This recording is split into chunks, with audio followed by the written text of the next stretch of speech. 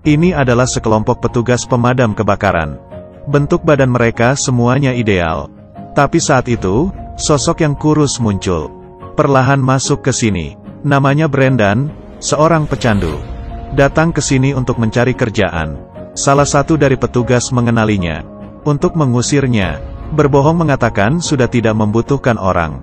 Saat itu ketua memanggil Brendan dan menyuruhnya masuk ke ruangan untuk ngobrol. Ketua menanyainya, kenapa ingin menjadi petugas pemadam kebakaran? Ternyata pacar Brendan hamil. Ia pergi mencarinya, tapi diusir. Dia pergi ke bar dan mabuk. Melihat mobil yang berhenti di tepi jalan. Kemudian mencuri barangnya, tapi ketahuan oleh polisi. Dan dimasukkan ke penjara. Ibunya membantunya keluar dari penjara. Dan melemparnya sejumlah uang. Ingin dirinya untuk keluar dari rumahnya. Tidak lama kemudian, anaknya lahir. Brendan diam-diam pergi ke rumah sakit. Dia hanya berani melihat sekilas. Kemudian pun pergi. Dia datang ke tim pemadam kebakaran. Karena dia ingin menjadi seorang ayah yang punya tanggung jawab. Ketua yang mendengar selesai perkataannya, memutuskan memberikannya kesempatan. Dia menyuruh Brendan untuk latihan bersama dengan petugas yang lainnya. Tapi ketahanan tubuh Brendan tidak bisa sebanding dengan mereka. Dia tertinggal jauh di belakang. Kemudian muntah. Petugas lainnya tidak memedulikannya. Terus berlari ke atas gunung. Hingga di puncak, melihat pegunungan yang indah. Ketua berkata ke semua petugas,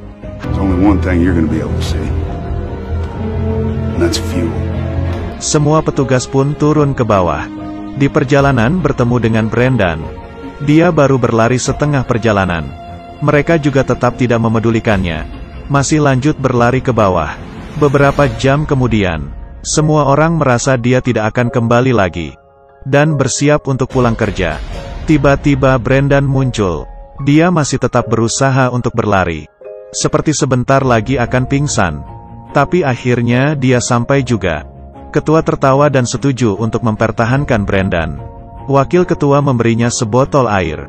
Dan berkata kepadanya, pergilah membeli obat pereda sakit. Pasti akan sembuh dengan cepat. Di malam hari, Brendan datang ke supermarket. Dan berhenti di suatu rak. Kemudian ia membawa kantong besar yang berisi keperluan bayi. Dan meletakkannya di depan rumah pacarnya. Lalu pergi dari sana. Dia tidak membeli obat pereda sakit. Karena dia sudah menghabiskan semua uangnya.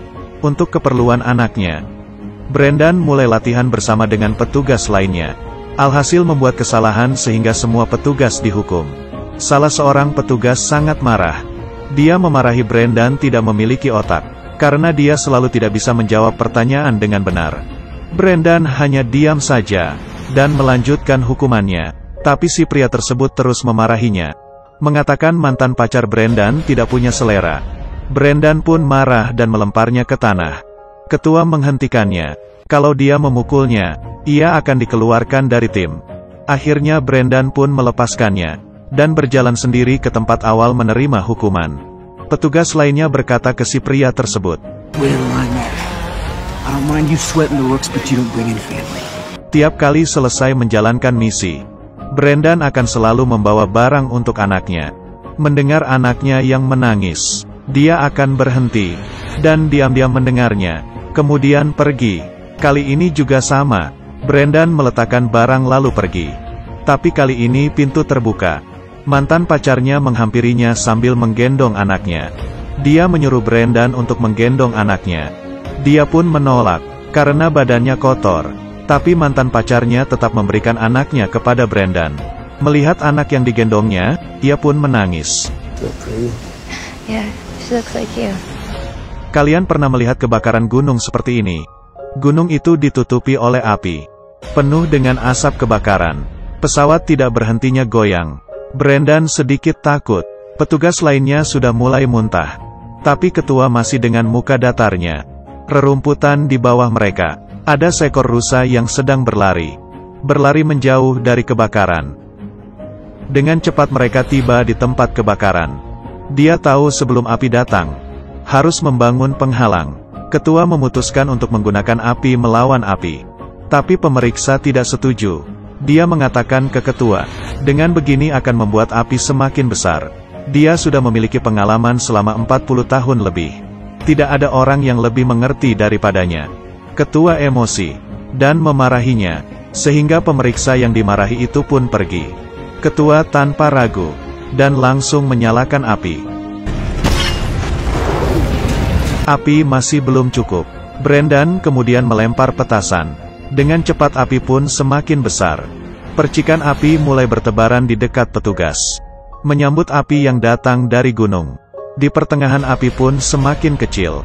Cara ketua pun berhasil. Tugas mereka selesai. Dengan cepat pesawat datang menjemput mereka.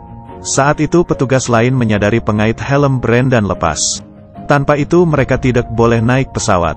Wakil ketua di sebelah pun mengeluarkan isolasi dan mengikatnya dengan helm Brendan. Melihat dia yang seperti itu, semua orang pun tertawa. Mereka kembali ke markas dan menyimpan barang-barang, tapi ketua di dalam ruangannya dengan emosi melemparkan kursi hingga rusak, tapi tidak berhasil. Di kebakaran sebelumnya, mereka bertemu dengan pelopor dan ditertawakan karena mereka hanyalah tim magang. Tidak ada kualifikasi untuk memadamkan api. Alhasil api itu mulai merambat ke kota. Banyak orang yang tidak bisa kabur. Setelah kejadian itu, dia meminta tolong ke temannya, sehingga baru mendapatkan kesempatan untuk penilaian. Demi penilaian kali ini, mereka berlatih 4 tahun penuh. Tapi sekarang ia malah memarahi pemeriksa. Ia tidak bisa apa-apa dan duduk di pojokan. Saat itu temannya datang. Ternyata meski pemeriksa sangat marah, tapi ia terharu dengan tindakan sekelompok orang muda ini. Ketua pun melepaskan tempelan kata magang di mobilnya. Sejak itu, mereka bukan lagi hanya tim magang. Mereka menjadi kebanggaan di kota. Penduduk kota demi mereka merayakan pesta. Karena di tempat terjadi kebakaran, pasti akan ada mereka. Mereka melawan api dengan api. Membuat penghalang api. Kebakaran sebesar apapun bisa dihalangi. Mereka akan duduk di tepi tebing dan melihat tempat kebakaran. Kemudian pohon yang terjatuh ke bawah menjadi percikan api. Seperti sedang melihat pertunjukan kembang api.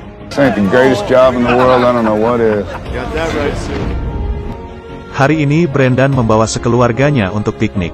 Tiba-tiba menyadari tidak jauh dari sana ada kepulan asap. Kali ini kebakaran yang terjadi lebih bahaya. Tim pemadam kebakaran langsung datang ke tempat kejadian. Baru menyalakan api, langsung dihentikan oleh pesawat tim lain. Ranting pohon sudah tidak bisa dinyalakan api. Ketua hanya menyuruh mereka untuk mundur dan meninggalkan Brendan di tempat yang tinggi untuk memerhatikan. Tapi tidak lama kemudian angin berubah arah. Api mengarah ke tempat Brendan. Dia hanya bisa kabur, tapi api kali ini semakin besar. Brendan terkurung di lingkaran api. Dia berusaha untuk kabur. Di depannya juga banyak titik api. Kepulan asap membuatnya untuk susah bernapas. Matanya sama sekali tidak bisa dibuka. Saat itu sebuah mobil muncul di depannya. Tim penolong akhirnya sampai. Brendan berhasil kabur. Tapi di sisi lain, tim pemadam kebakaran menghadapi tantangan yang lebih susah. Mereka berpikir untuk mundur hingga ke peternakan. Tapi saat melihat ke gunung ia menyadari, api sudah mau merambat ke sini. Dia memerintahkan untuk menghubungi tim di kota. Tapi waktu sama sekali tidak cukup. Api sudah mengelilingi mereka. Saat itu tiba-tiba ketua menyadari. Pesawat air alkohol sedang berada di atas mereka. Dia berteriak minta tolong.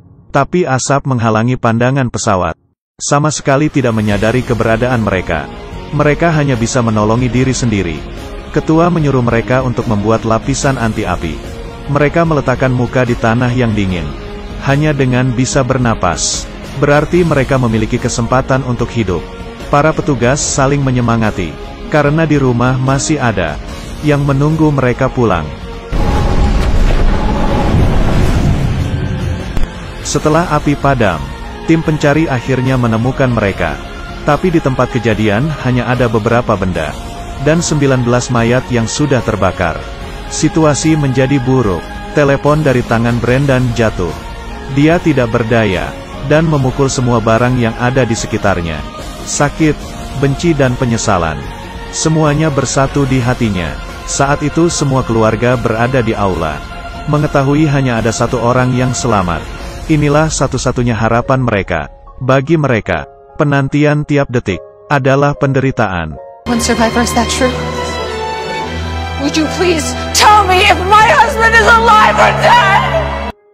Semua orang penuh berharap. Orang yang hidup itu adalah keluarganya. Brendan yang duduk di dalam mobil perjalanan pulang.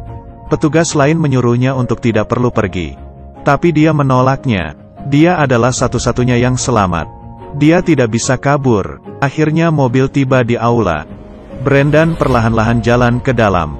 Tapi di saat dia masuk ke dalam, melihat muka beberapa keluarga yang penuh harapan, dia tidak bisa berkata apa-apa. Ia pun membalikkan badannya lalu pergi. Petugas lain datang untuk membantunya. Tapi didorongnya, dan keluar dari aula. Ia yang tidak berdaya pun terduduk di tanah. Istri ketua menghampirinya. Brendan berkata yang seharusnya mati adalah dia. Karena orang lain lebih baik dibandingkannya. Dia menangis seperti anak kecil. Tak disangka istrinya ketua berkata ke Brendan, I'm glad that you're alive, Brendan. Film Only the Brave diadaptasi dari insiden kebakaran hutan Amerika di tahun 2013. 19 orang petugas yang berasal dari tim Granite Mountain Hotshots. Semuanya mati. Rata-rata umur mereka hanyalah 27 tahun. Yang paling muda baru berumur 21 tahun. Mereka menjadi pahlawan yang sesungguhnya. Yang nyawa sebagai tanggungannya. Dan Brendan yang satu-satunya selamat, juga tidak kabur dari peristiwa tersebut. Dan menderita depresi berat. Tidak ada pahlawan yang dari lahir. Ini hanyalah sekelompok anak yang mengganti bajunya dengan seragam. Aku adalah ketua penjelajah, ikuti aku terus ya. Jangan sampai ketinggal film bagus.